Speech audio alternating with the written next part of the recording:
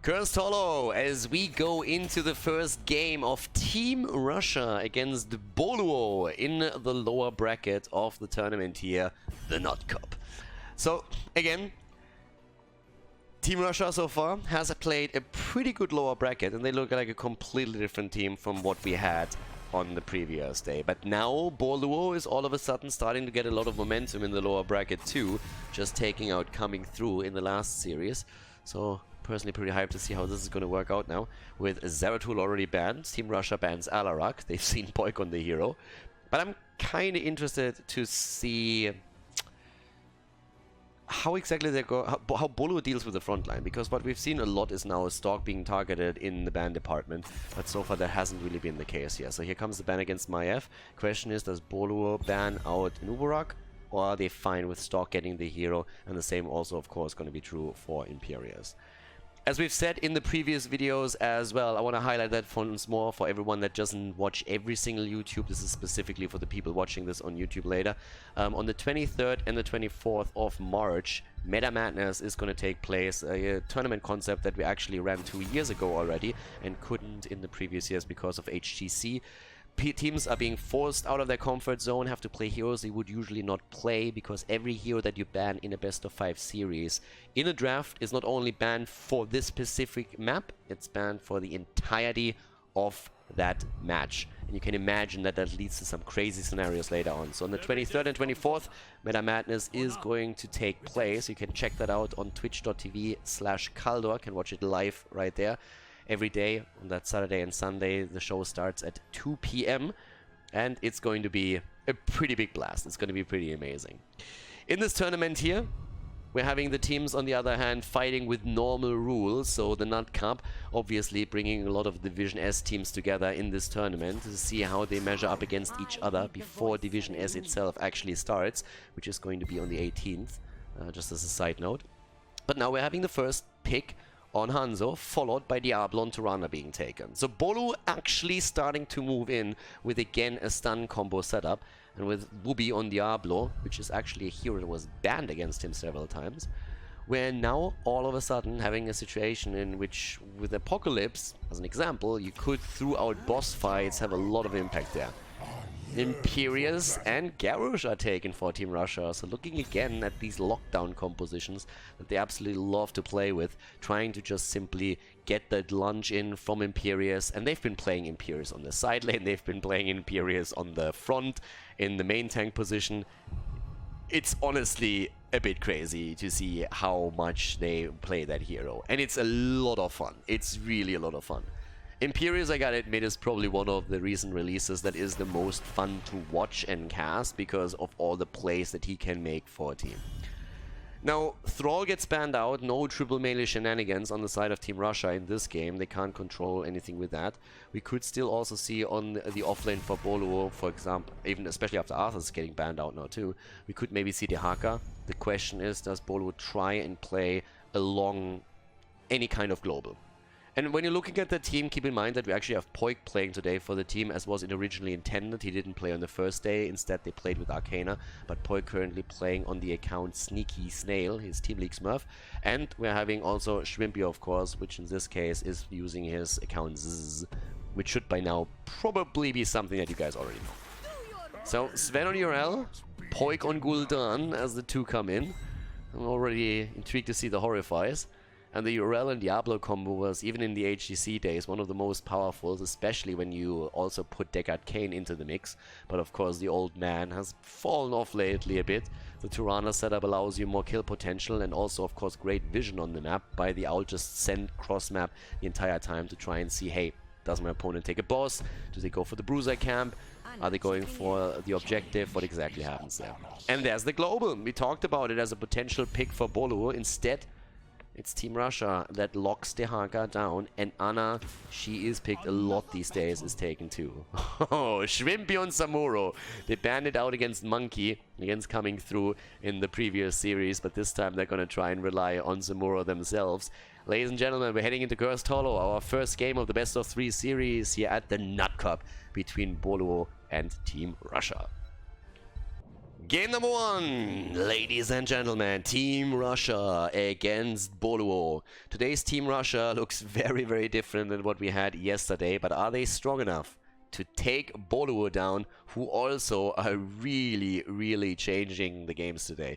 Stork on Garrosh for the Russian team. We have Fallen down Imperius, Banabi on Hanzo. We're seeing Kolya Martian play, well, Ana in this case, and Toxic on Dehaka. On the right side of the map, the Swedes with Whoopi on Diablo, Sneaky Snail, aka Poik on Gul'dan, Sven on Urel, Shrimpy on Samuro, and Gia on Toranda. I'm personally actually quite happy that we're seeing Curse Solo being played, because we had a lot of especially Volskaya Foundry. And then again, I would be personally shocked if we didn't see Volskaya Foundry in this series, because I would expect that at any point, if Team Russia gets map choice, they will go for Volskaya. They love that map. They love picking it. Already a couple of stacks together here on the side of Gul'dan. Keep in mind that, of course, Shrimpy, as he rides with the golden cock into battle, is trying to get his stacks together on the level 1. Currently having him here with a Way of Illusion. And the late game, I mean, it's always terrifying if you're going up against a good Samuro player. Late game, when the map opens up, when you have forts eliminated, and when there's a lot of room to space to play with, Samuro can be so unbelievably strong. So it is going to be one of those pseudo-globals, global setups that we're going to see for them here. But, well, with that said, we currently have at the bot lane Whoopi actually soloing it against Toxic. We're seeing still the attempts here by Shrimpy to also control vision, as we have Banabi and Kolya Martian taking control over the Siege Giants. A similar play on the bottom right is being executed by Boluo. And obviously, there's very little that Shrimpy himself can do. I mean, he can stop this for a time being, and that's already a nice help, but he can't really make a play for the Siege Giants here. He can definitely take vision and get a bit more info, but he can't go in and all of a sudden 1v2 with this. This is just not happening. So top side now, we're having a 3-man commitment here. There's the Siege Giants that are moving in with us too. Sven alone won't be able to deal with that, so we're going to have some assistance, and that's where Poik and Gia come into play, taking the safe path around the back so that they're not being interrupted on the rotation. Again, we're seeing Imperius just completely dancing around the battleground here, but he's actually getting locked down pretty hard, but lunges away. There's a great mobility tool that he has. It's not only fantastic when you're trying to set up a kill, it's also pretty good when you're trying to move out of harm's way. And he's been so far doing a great job on that in all the games that we've seen. The build for Imperius is pretty much the same. Burn the Impure on level 1, normally the standard talent to be taken here, and a Battle Hunger on the level 4. And again, level 7 gives us normally the extra AoE damage, so we're probably going to see that in just a bit. But outside of it, we're having now camps committed to by both of the teams. Hanzo and Ana are making their way over to the Bruiser camp at the bottom left, and at the same time, up here to the top, we're seeing taken by Boluo. So both of the teams are currently just trying to make sure that they're getting as much control over the map with mercenaries as they can, get the pressure here going. And as I said, these two bad boys actually decided against it, and started to rotate towards the tribute instead. So initially the thought to go for the camp, maybe a bit too late, and realize that they have to make a play up here top, but they're already going to try and take this. Samuro has now a pretty nice setup here. They could even stay in the mid lane a bit longer, as long as the rest of the team can interrupt. And talking interrupts, already the interrupt against Stork. Throws one Samuro copy around, that didn't quite work for him. But yeah. There it comes again. This is great for Shrimpy. He has a camp, he can push this through. Turrets are barely in range, and as long as this gets interrupted over... Ooh, Poik! Ah, a little bit too far out. Was trying to get it with a Fell Flame, couldn't get the interrupt. If that would have happened, there's a fantastic chance for this camp to get even more value. And Shrimpy swapping around here. Alright, so far Samuro getting some work done. But yeah, if that's an interrupt at the tribute and Russia doesn't get it, that would have been actually fantastic for them, because they would be in a spot where they could get even more value out of the Bruiser camp. They have already the early level 7, so the Swedes are doing fairly well here. Also with the top lane push, where they have the easy wave clear through Poik. But the Russian team wants to go for the aggression again and try to see how much value they're actually going to get out of this. I mean, for the time being, if you're thinking about it, the Russians so far have shown just aggression whenever they had a chance for. Normally, what that accumulates in is they are trying to get stun setups. They could, for example, start with Garrosh, could move in with that, could at the same time also then follow it up with Imperius, and even the Haka borrowing in and getting a Dragon, that would work to just set everything up for the rest to take the damage in, especially of course Hanzo. But here comes also the Holy Feather, so as we said before, the extra AoE damage, getting the cleave in here, quite important. What's also important is that kill at the top lane that we just didn't see. We could even try and go for another one as Barnabia is low. Here comes Khaldor Martian, and they are hunting down Gia. They're really going for the second kill. Talking aggression, that's exactly what we're getting here. Even Toxic is committed to this. But with Diablo still at the bottom, the Haka moving in also means that Wooby gets a lot of value here. It is going to result in 2 tributes against 0, but Wooby gets the extra value down there. So they have that for now. Hanzo starting to go straight for the next camp here. For now, the Russians slightly behind experience, and most of this is still going to be soaked. Wooby still with a quick hit against Imperius, who returns the favor with a lunge and a spear to the abdomen right away. And, well, now in the middle, still the Shrimpy factor. Personally, I gotta admit one thing. I mean, whenever I play against a Samuro, I am terrified. If you have a bad Samuro on the other side, it's gonna be an easy game.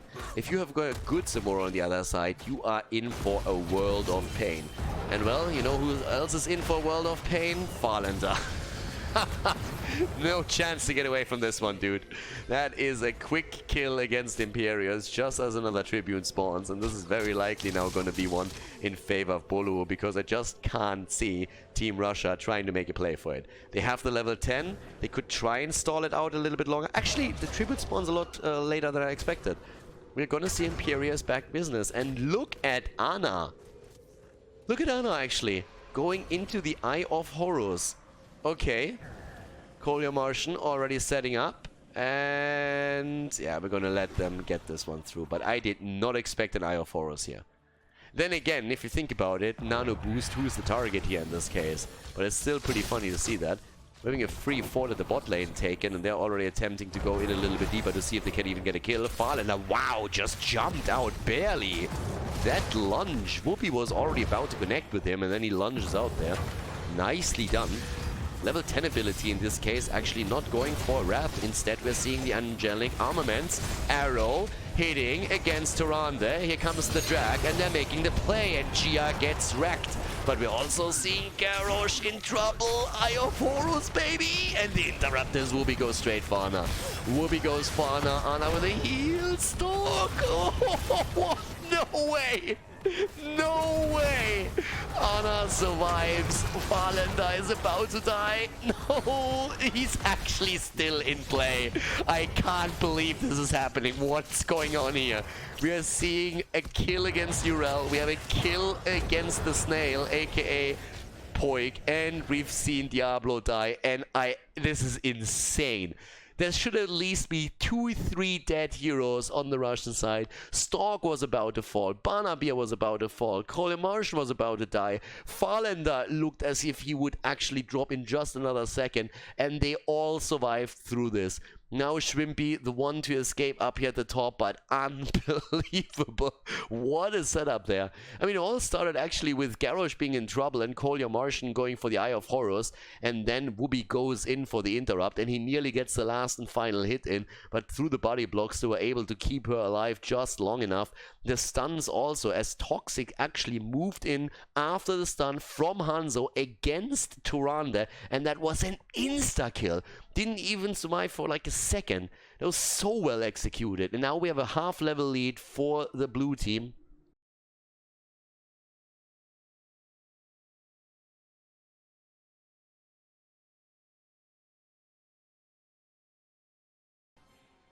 So with that, we're heading into game number 2. So for everybody who actually watches this on YouTube and was a little bit confused by how that game all of a sudden ended, here's a quick explanation to what exactly happened there. So Eye of Horus is actually still banned as a talent because it is bugged as an ability, and the rule set includes that you are not allowed to use the talent, which is why Team Boluo got a free win after we saw that last fight unfold, because the admins immediately said, hey listen, this was agreed upon before the tournament started, you're not allowed to use that. So it's listed on the website in the rule set. It was actually also something that, to my knowledge, was put to the players to a vote once that we had the Division S teams come together. And normally when there is a bug that comes in on a certain talent, on a certain heroic, a hero, or anything else, normally the teams are asked directly, listen, this is an issue that has officially been stated as it being a bug or being a problem, or someone else has reported as a bug.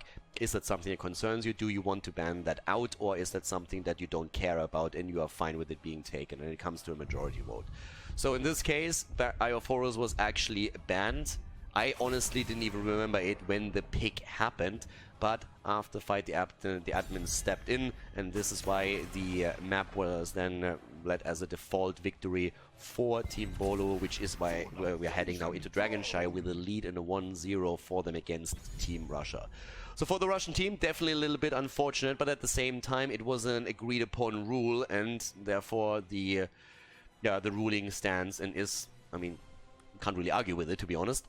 So for game number 2, we're actually having, again, Alarak being banned out. We're seeing also the ban against Hanzo this time. We have Boluo on the other hand, banning out Zeratul and Maiev, so very much so focused on the engaged heroes that we could see on the other hand. Not really dealing with that Anuburak that we see so often from Stork or even Imperius, which we had in the last one.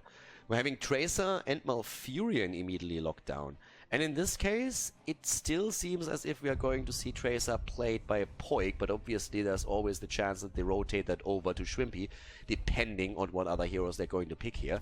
We have Team Russia with picks on Reyna and Tyrande, as Kolya Martian and Farlander are picking their heroes. And that gives us, again, a snipe setup with Anuburak engaging and Tyrande following it up with a stun. Reyna himself, of course, always good to also control the movements of an opposing tank, let's say Diablo when he's trying to charge in, or maybe even Garrosh. But would still probably like to have a little bit more damage out there just on the burst side, and that usually means that you're talking about a mage like Jaina, like Li Ming. Imperius still gets banned out here because, as we've seen in the previous game, it was already picked. Most of the teams have already started to ban out Imperius against Team Russia.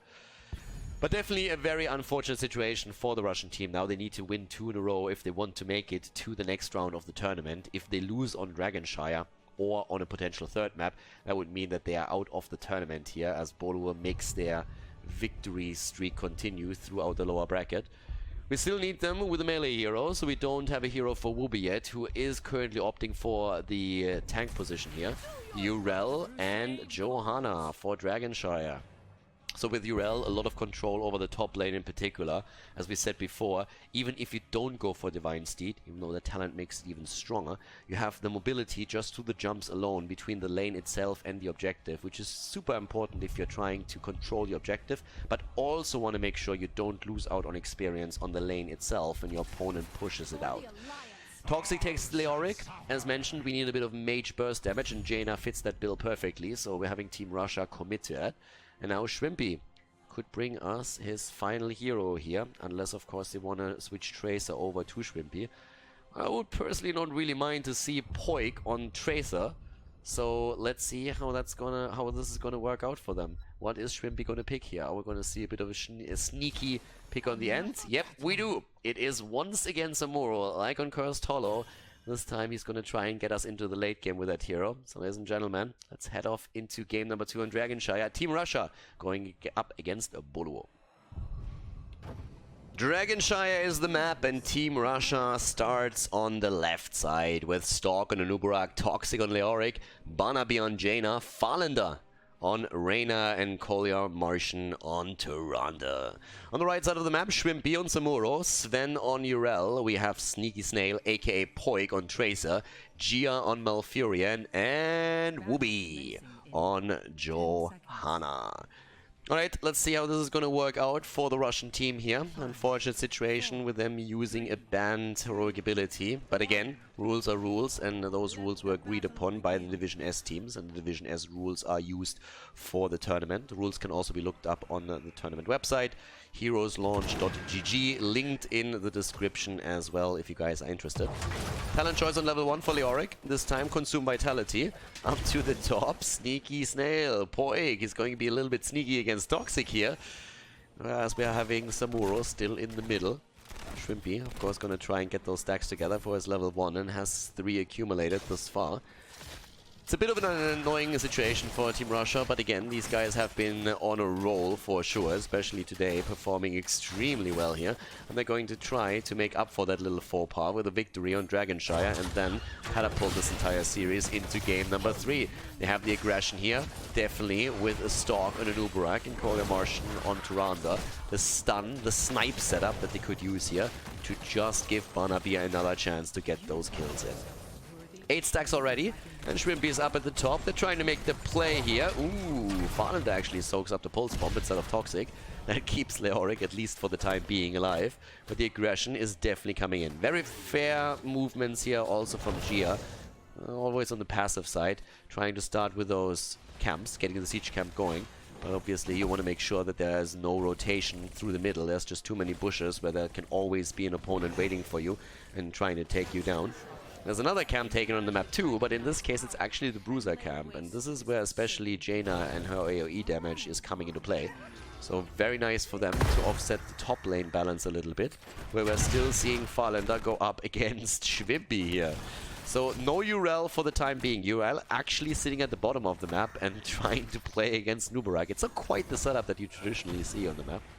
But now, with the bot lane, pressure through those siege giants in favor of Boluo, the top lane paints a very different picture, because this is where we're seeing the Russian team being highly aggressive with 3 heroes, and on top of that also their own camp. And that is going to eliminate 1 turret already in the top lane. Mid lane in the meantime, with a double temple pressure. We've seen a bit of Dragon Knight shenanigans happen from Stork, but he couldn't get anything done, especially with Samuro sneaking around there. And now the situation turns a little bit. Again, the pressure against Toxic, who rotated onto the Urel lane. We're having at the top of the map now, on the Shrine controlled, as we do see the same thing happen on the bottom of the map. The entire wall has fallen here, thanks to that Bruiser camp. So that was definitely worth taking it. And we're now seeing in the middle of the map, still Urel against Jaina, an attempt to maybe even go for the camp, but up to the top with Stalk rotating in. Team Russia is making some plays. Good damage output from Poik again, getting the bomb connected with Stalk, but also hitting Farlander at the same time. Urel against Banabir. Of course, Banabir trying with the slows to control the movements of Sven as much as he can and slow that down. Level 4 choices are in. Again, the damage at the bottom of the map, and Shrimpy sits at 18 stacks. Sneaky Snail, Poik, he's low, but he's still able to move out of this one. But Stork is already on his heels. Stork was just waiting for a chance to drop his cooldowns again. Didn't have them ready though. Level 4 talent with conviction now, so the increased movement speed for engage and disengage functions that we have here. Bottom of the map, Toxic still fighting as much as he can and holds on to this. In the middle of the map, the one-on-one setup, but up to the top, still Poik trying with the help of Malfurion to get some damage out. But Wooby is actually eating a lot of that too. So we have a 1-1 at the bottom in the mid lane, but then at the top, that's where the 3 versus 3 is hitting. Up to the point where Team Russia, just now, starts to rotate heroes over. Starts to try a bit sneaky and offset the balance on the lanes and maybe get quick kills in, especially with the Nubarak already homing in on Urel potentially. Stark finds that out, gets a stunning against Sven. There's a bit of damage, won't get too much, so he can still hop away from this, or should be able to. Well, maybe not. They're going in deep for this one, and they actually get it! In good old Russian fashion, they're going straight in for the throat, rip it out, and get their kill. First blood as Urel falls. Couldn't get away from this one. And with the Nubarak diving, the beetles that spawned, soak the tower shots, soak the fort shots, and that's all that you have to do right here. Job well done. Well, at this point, we have down to the bottom of the map, still Samuro doing his thing. 27 stacks for him so far. Level 7 talent came in and gave us now the Phantom Pain. We have the Divine Steed too. as we're talking about it, the top damage again against Kolya Martian. Poik is just all over the place right now, and he's doing exactly what he's been talking about in HGC for so long. Get that damage out. Get that Tracer damage out. Make them afraid of you. Don't be afraid to connect those bombs and get the kills. Tyrande falls. And this is Poik making another play straight for Farlander, and this is the second one right there. Stork trying to get the counter kill, but that didn't work out either. And all of a sudden, full control here for a few minutes for Team Boluo. The Russian team struggling a bit against this right now. They have their talents in with a willing vessel for the increased survivability for Toxic here at the bottom of the map against Samuro. But so far, Shrimpy is getting all those stacks together for his Way of Illusion. And that extra damage is going to help him a lot to gain even more control over this lane. Level 10 abilities, of course, are going to contribute to this quite a lot too. And they have that in just a few seconds, and it might result in a Dragonite being taken. We're already at the middle, where Team Russia is trying to control the situation here.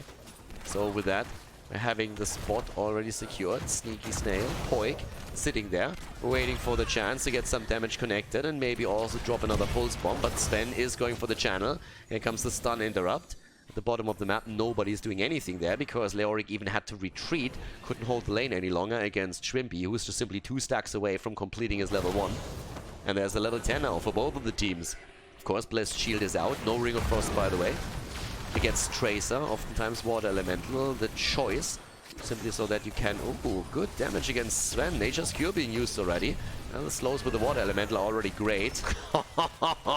Barnaby, damn son. Barely survives here. But the slows in general against Tracer are great. And of course, if you're trying to set up for a kill, that's another big asset. Again, Shrimpy controlling the bot shrine. Toxic just can't get it. He can't get the control here. Wooby is taking the top again, but the rest of the team is still continuing to fight in the middle, as we're seeing Tracer getting damage after damage point here. Yeah, unfortunately, our UI is still having a couple of problems with the quest completion on level 1, and that quest gets completed over and over again here for Shrimpy. We'll have to deal with that for now. Toxic. Ooh, drops. Poik is just an absolute monster on this hero, and it is a pleasure to watch him get those bombs connected, get the damage in, up to the top. You're seeing Barnaby also under pressure. That could be the kill against Jaina. The Water Elemental is out though, and all of a sudden it's Wooby who's in trouble, thanks to that quick connect that we saw with the Cocoon against Sven. But still, Urel gets the kill against Jaina. It is a 1-for-1 for now though. Gia is low. Farlander comes in. He wants to get the kill, and he is gonna get it with the help of an Uberak. Down goes Malfury, and they're making the play for Urel next. And there's the Entomb. Try and jump away from that Goat Girl. Down she goes. Urel eliminated. 1 kill for 3, but Shrimpy is getting bot lane value. He's moving in again. He's getting the value right there. Drops the wall, goes in for it again, drops the fountain. And someone has to rotate over quickly because that fort is not going to make it much longer. The fort actually is going to fall one way or another. It won't be able to save the fort here. Shrimp is already moving away from this one, is still getting a bit of additional damage in, but now to the top side we at least have another fort taken down as well. So both of them lose 1 structure, and if you look at experience, if you look at kills and at structures on the map, it is a dead even game. 4 against 4 in the kill department. We're having level 13 slowly creeping in for the 2 of them. But Shrimpy in particular is of course now in a spot where as the map opens up, his Samuro is going to get a bit more value for sure. The level 13 talents are in, and with that we're now also seeing Giddy up taken. Still at the bot lane, the pressure here, and Samuro is just absolutely murdering Leo here. Leo is doing what he can, but without the help of Kolya Martian, he's eventually going to start losing that fight. Talking about losing battles, Wooby is fighting one at the top lane and has to retreat as Stork is just simply bodying him away, and that opens up a potential Dragonite for Team Russia. But still, Gia is around, so is Poik. They're trying to get that damage in. Wooby still has the flashlight and could connect it here. Connects more than that, gets the connect on the Blessed Shield, and that's the kill against Jaina. The counter attempt against Poik though was well done here as they were trying to get Tracer dropped. Already at this point, Jaina definitely realizing, hey, I'm not going to make it out of this one, at least might try and get a kill here, but that didn't work out. Now we have the early level 14 on the side of Boluo, as that kill of course helped them a lot with it. And again the shrine control. Sven takes it top side, And at the bottom of the map, we are seeing currently Shrimpy take this. And now I'm just realizing this thing actually hasn't fallen. What? The fort actually hasn't fallen. My bad. I thought 100% that thing was down. So if we're looking at it, there's actually a structural advantage now for Team Russia, and that has been there for a few seconds. Still the attempt to go for the Dragonite in the middle, as Shrimpy is finally dealing with that fort at the bot lane and finally drops it. Has taken a little bit longer than I thought here.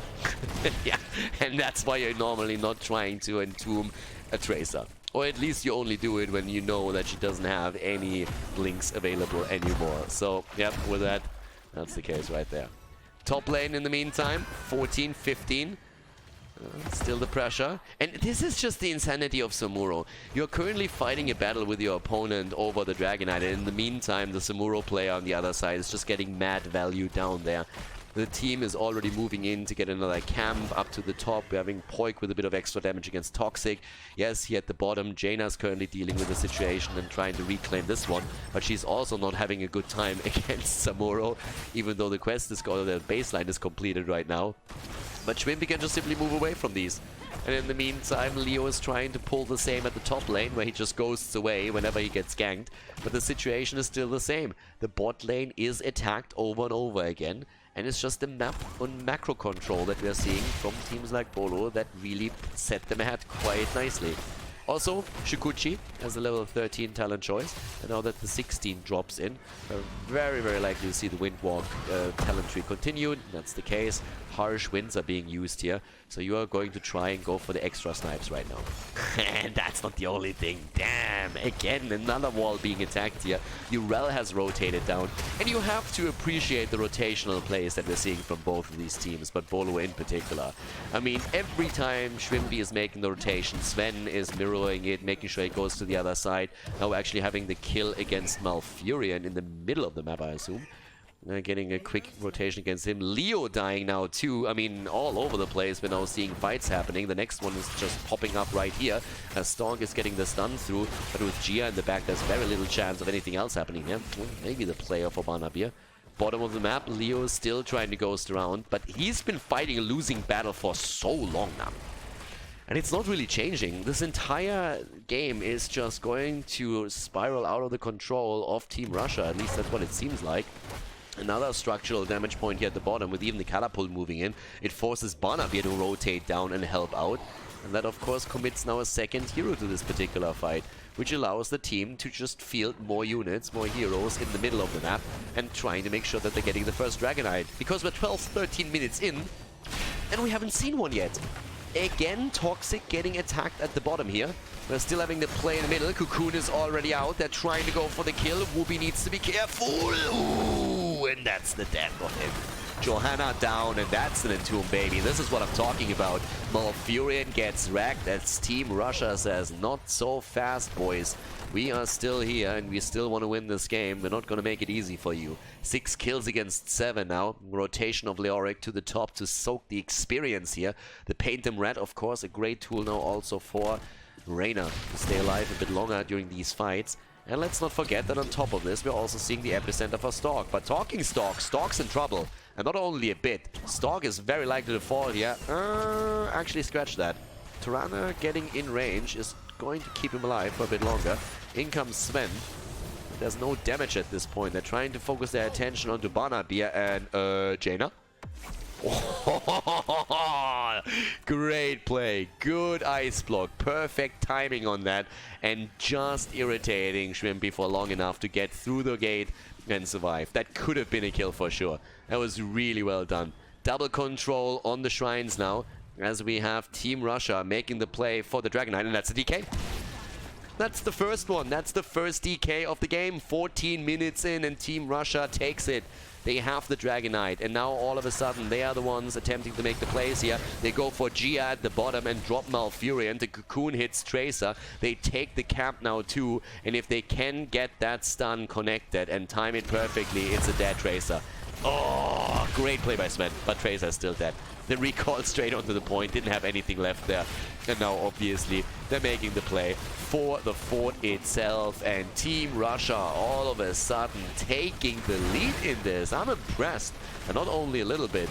with the map opening up and Shrimpy starting to get more value on his Samuro, this started to look very grim for Russia, but they're now getting the kills that they don't desperately need, and as the death timers continue, they're of course able to capitalize on them too. Getting the Dragonite here is a big bonus that helps them to break through the gate at the keep and should actually net them a keep too.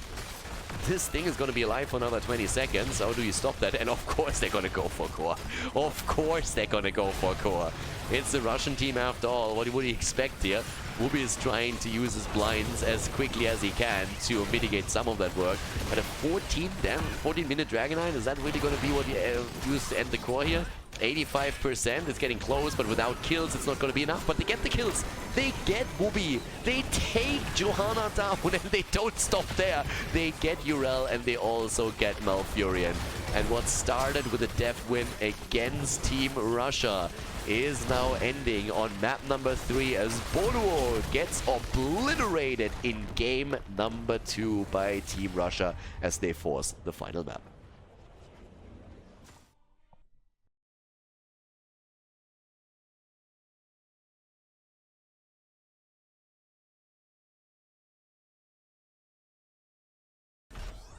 Game number 3, the final map between the two teams.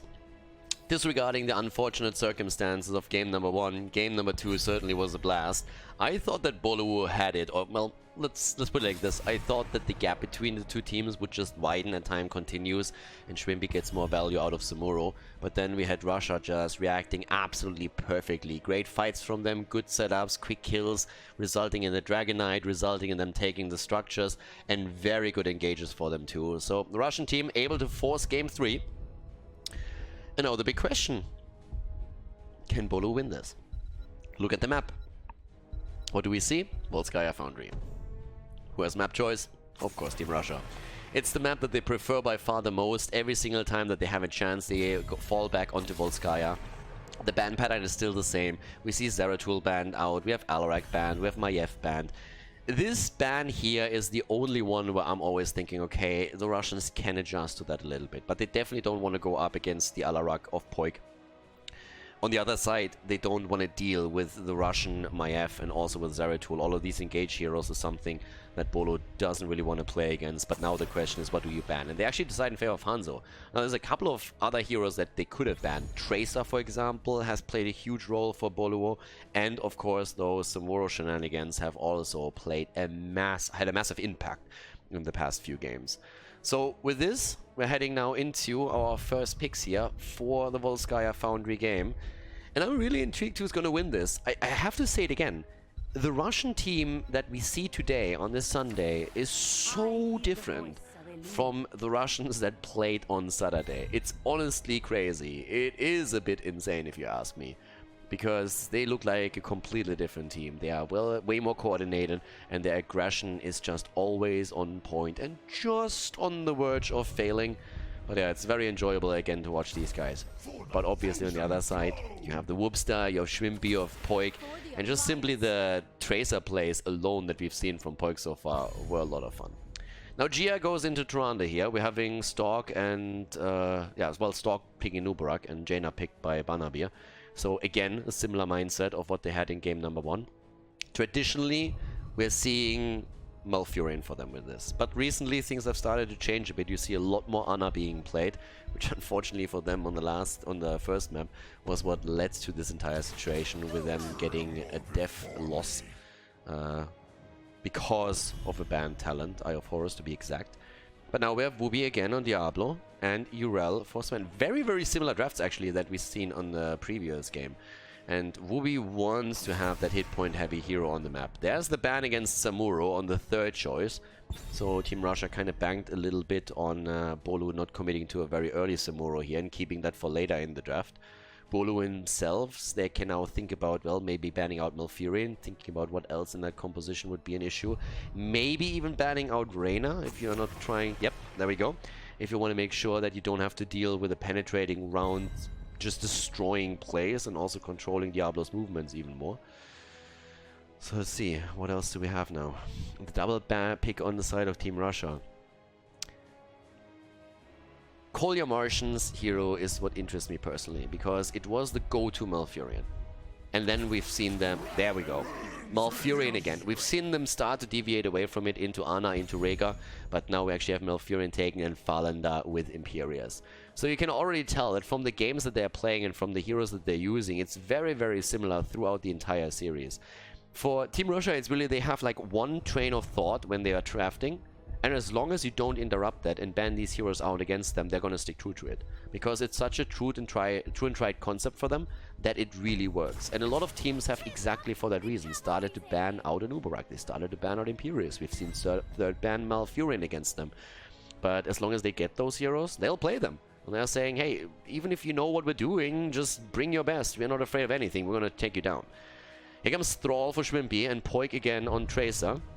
Again, could have seen a Tracer ban actually against Boluo. But as it happens, we're going to see that control here once more. And Leo, triple frontline. Jaina, the only damage dealer really.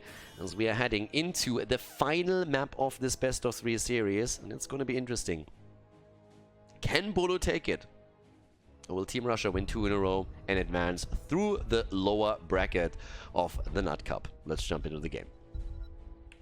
Game on! The third and final map as Team Russia goes up against Boluo, and on the left side it's a Stalk on an Uberak, Toxic on Leoric, Falanda on Imperius, with Barnaby on Jaina, and Kolya Martian on Malfurion.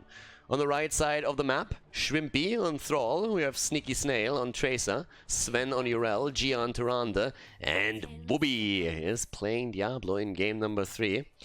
As we are heading into this. Again, standard build on Imperius. We've been talking about this quite a bit, but once more we're going for Burn the Impure. So it's all about the Valorous brand right there. And we have actually an adjustment for Diablo. Wooby going into the Spell Shield here. Kind of done with all of those Jaina shenanigans. Spell Shield it is for him. We're also seeing Shrimpy not committing to Crash Lightning, but instead heading straight into the Echo of Elements. It's a little bit more common on the map. We've seen occasional advances into Crash Lightning on Volskaya Foundry, but just in general, it's still the majority talent that we are seeing here with Echo of Elements and the second charge that you want to get. Toxic, trying to anticipate a little bit where Poik will move as he's trying to go straight in for the next drain hole, but misses this one. Good root against Wooby already. 4-man commitment to that top lane, actually. Okay. Wooby is down, try to stop them because the rotation was there, but that was a bit too optimistic by him. But the counter kill against Barnaby is there. Can they get a positive trade though? It doesn't look like it since Shrimpy falls to Imperius and Sven is barely jumping out. So it's a 2-for-1 trade. And it's also a trade that leaves Leoric alone at the bot lane. Still just sitting at the lane, getting the experience for himself. But yeah. Good kills for them. Also means, by the way, that both of these turrets are being taken very, very late. So we currently have one on the left, one on the right. Both of the turrets are now starting to be attacked by both of the teams. Yeah, but down here, already Toxic and Sven in the setup for themselves here. One-on-one lane at the bottom. We have a bit of a one-on-one setup at the top as Falanda goes up against Shrimpy. And the rest with Stalk in the mid lane. Wooby is sitting there. Nobody is really interrupting any of those turret plays, but not seeing anyone going straight in towards the right side, taking this one. We're having nothing with an interrupt on the left side, but it's all about, again, the biotic emitter. And that's where Wooby is getting attacked and fully locked down. Tries to get away here and is still falling. This is just the insanity of this draft when you have all the slows available and then the stuns of an Uberak and of course the follow-up of Imperius. And on top of that, the roots from Malfurion. So the biotic emitter ends up in the hands of Stalk, of Team Russia, and they are looking absolutely fabulous with this. At the bottom of the map, Toxic is playing this incredibly safe, and I mean Poik is moving around trying to see if maybe there is an opportunity for him to get a kill somewhere. But Toxic is not gonna fall for that. Yeah, he will have to move away from this one. He eats the bomb, but he's not going to die. And that is still a resource commitment at the bottom of the map, which allows plays to be made at the top. And that's exactly what we're seeing. Because now, Shrimpy's in trouble. A lot of the stuns are being held back. Here comes Falanda too. He gets the connect. There's the follow-up. And Shrimpy survives as the Frostwolf resilience actually kicks in. Okay, that was a very, very close call there for him, but thanks to Thrall's trade, he's able to keep himself alive. And that worked out nicely. Bottom of the map, Toxic again moving through. Sven is actually in a bit of a... Well, he's not really in a bad spot or anything, but he has to defeat all of this before he can really move in with the rest of the team, which means that we're going to have Team Russia in a numeric advantage for a couple of seconds, and that's enough to give them control over the checkpoint. So now that Urel at the bot lane is still trying to get some experience, we're actually seeing Leo making his way in to also drop one additional wave, and this is a total play that you're seeing all the time.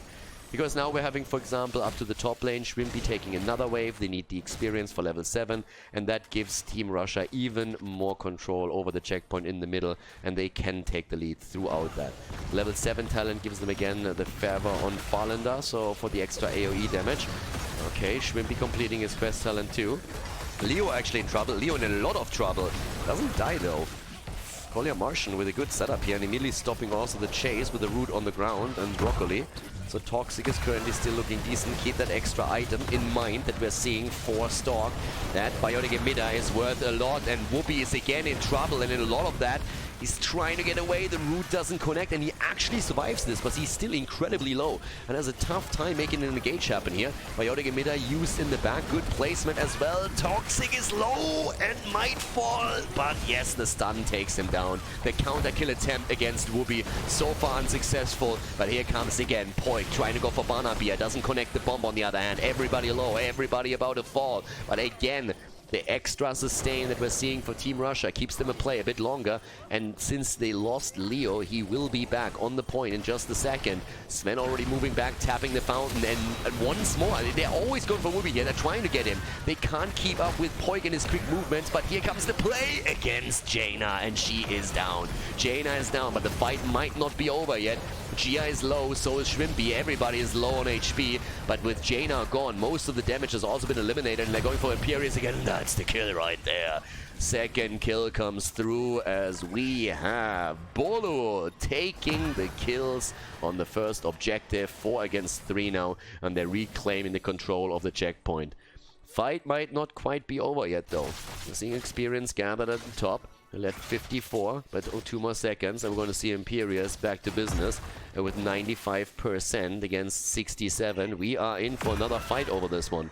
So right now, they're already having Farlander on the way back with Imperius, just looking for that extra stun. Toxic is starting to contest this, and the rest of the team is moving in too. They got another turret, and they're putting it into play immediately, trying to make the play for Whoopi. Always Whoopi, Whoopi, Whoopi, Whoopi. But it is Malfurion who dies first. The Whoops dies there too, though, and Poik goes for the double kill against Jaina. They're going for Farlander, and that's the end of Imperius. With 3 down and a 3-for-1 trade, they're looking great here, and they get the Protector. A level ahead, 3 kills ahead, and level 10 abilities, and that helps them to drop the middle. Already the rotation from Poik down to the bottom of the map.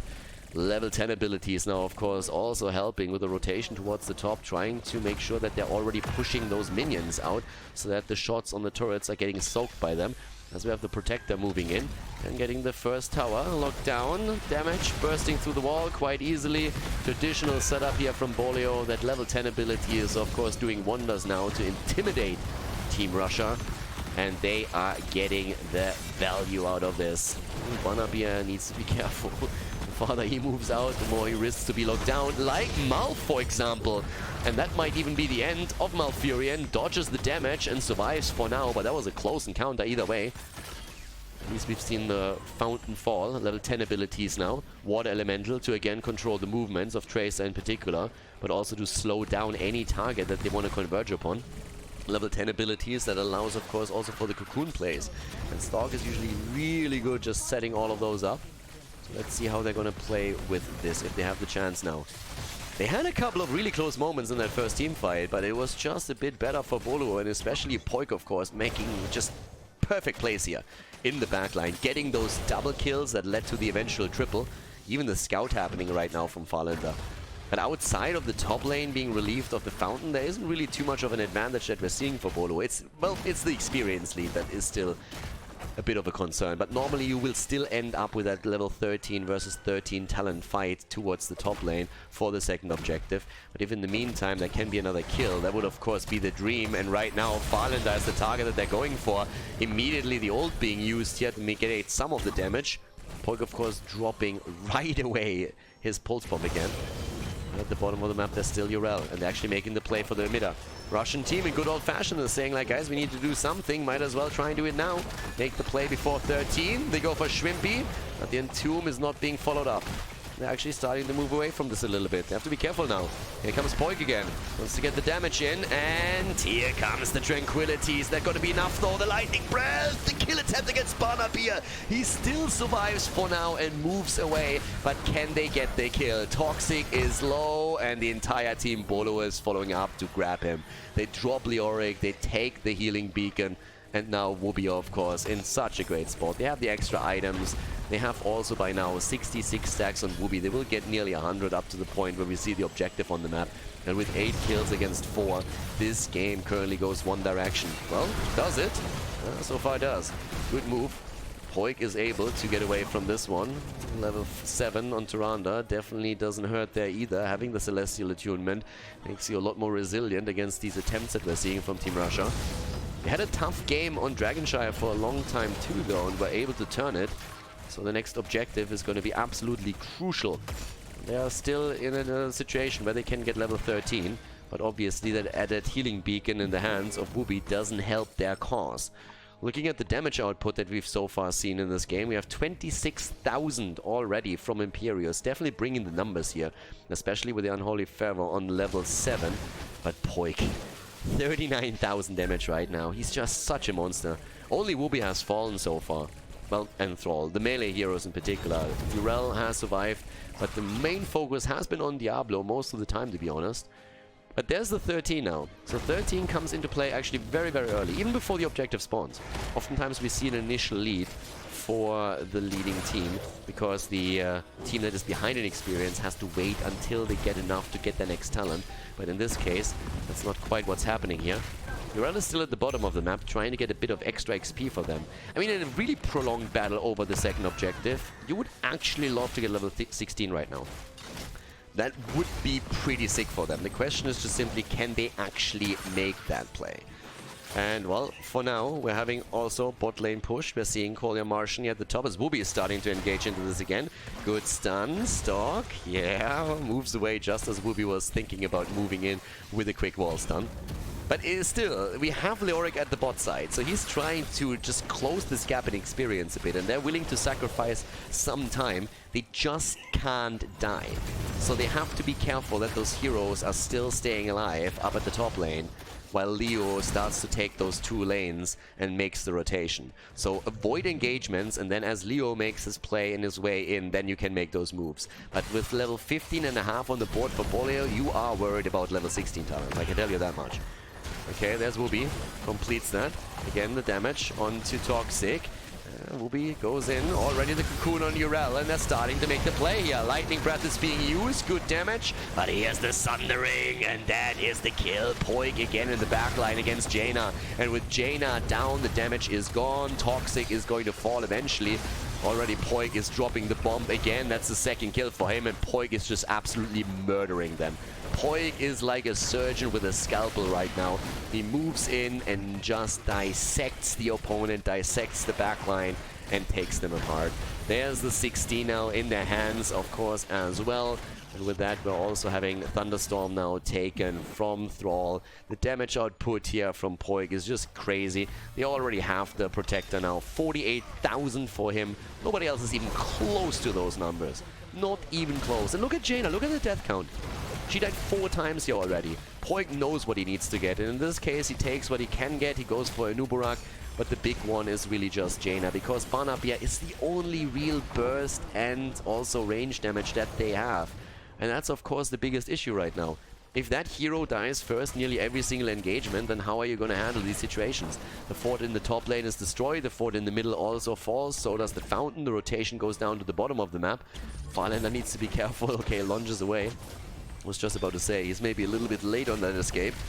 But yeah, here comes again The quick move with the Protector straight in. The Fountain is already gone. They're prepping the lane for the third objective, but obviously at this point they want more. They want the fort itself and the added experience that they get through those passive experience gains that you get ever since Blizzard changed the way that experience works around structures in Heroes of the Storm.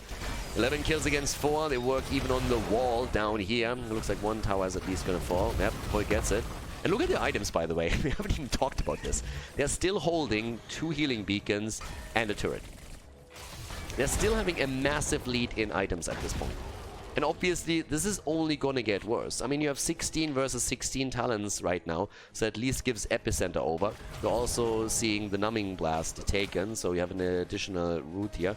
You have Sarah's Gift, Nature Swiftness here on the side of Khaldor Martian.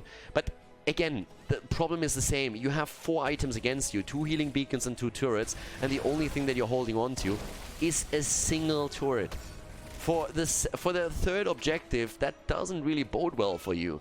So what Team Russia really needs are these quick kills, and they need to somehow keep Jaina alive. Now, once that she has this completed, once that she has the 15,000 damage in and gets the ice block, it's a bit of a different story, but so far she just wasn't able to put that up through. She's still 600 damage away from it, and should get that very, very soon. And maybe then Banabia has a chance of surviving through those bombs. And yep, there's the completion. Right there. Can use the ice block now. Cocoon already being used. Gets burned down, but so does Whoopi. Whoopi gets burned down quickly. Can they get the kill? No, they cannot. Whoopi survives. There's the double healing beacon on the ground. But maybe Urel. Sven falls. Is he the only one? That's the question. Whoopi gets focused again, and this time it's the demise of him. The Russian team, they find their kills. They find the kills, and what's more important, they actually relieve their opponent of every single item that they have. Boluo just used every single item they have, and they still lost 2 heroes and didn't kill one. Massive victory for Team Russia. Massive victory for them. They get 2 heroes dropped, they close the gap in experience to an extent, and they make sure that there's not a single item on the side of Boluo. Now again, the red team is trying to change that by immediately going for the robot over here, but we're not quite sure if that's going to work out. Stork is able to move out for now, and they're making the play. Again, there's already the cocoon being used, and they're trying to take the healing beacon. They claim it, and they get a double kill after it too. Look at this, Imperius actually wrecking them. He's taking out Tracer, they're dropping Thrall now, and they also killed Diablo, and this time he's down for the count. What the fuck is happening here?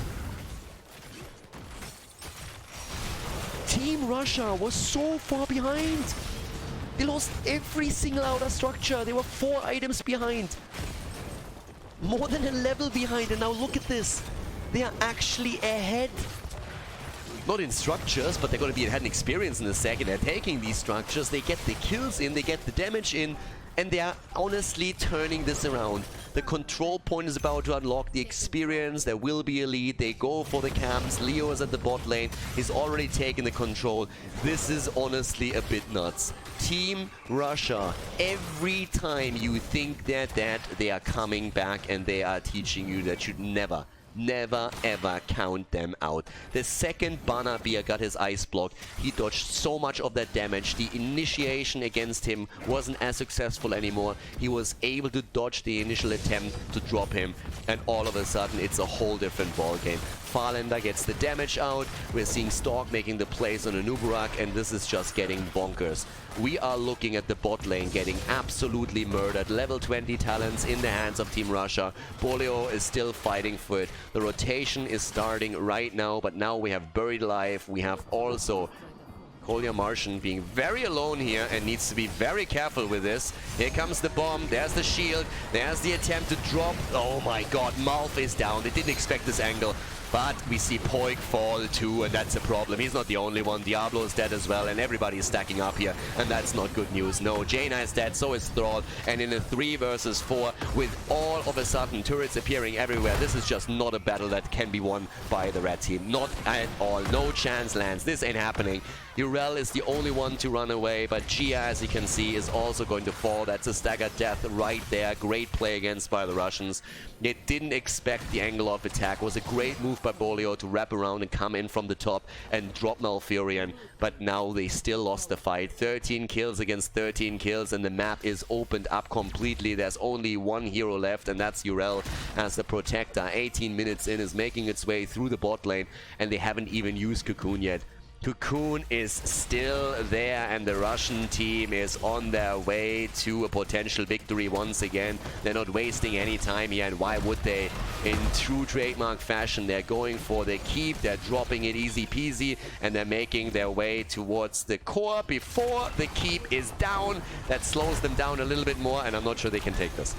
I'm not sure they can take this. They're going to put a lot of damage on it, but can they really drop the core here? I don't think so, and they are realizing that that's a problem as well. Boluo all of a sudden is able to defend against this. Now the keep is still down. The keep has still fallen. Toxic survives, which in itself is crazy, and Tracer falls. Well, they might kill the core after all. Top lane, on the other hand, is getting massive value. This is a dead keep for sure. The question is, what can the Russian team do down at the bottom of the map? Here comes the Hellgate. They're going for Leo. Oh, whoopee! No, that's the end of Diablo. Diablo is dead, and Jira gets completely impaled by Imperius, and Sven is dead too. The initial attack might not have worked out, but they're still taking it on the second attempt. Well, Thrall can play around this a little bit on the side, but obviously this is over. Team Russia taking the victory against Boluo despite the death loss in game number 1, and they advance in the lower bracket of the Nut Cup.